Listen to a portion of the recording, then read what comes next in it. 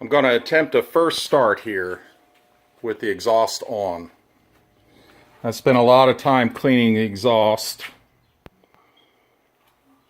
trying to refurbish the chrome as much as I could.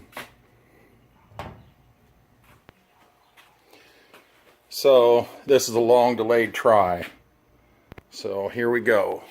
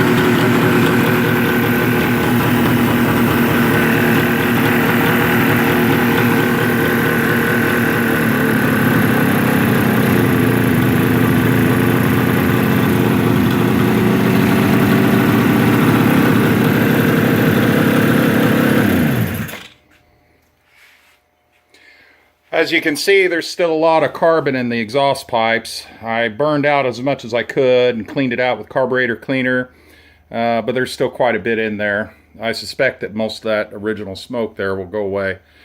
Anyway, thanks.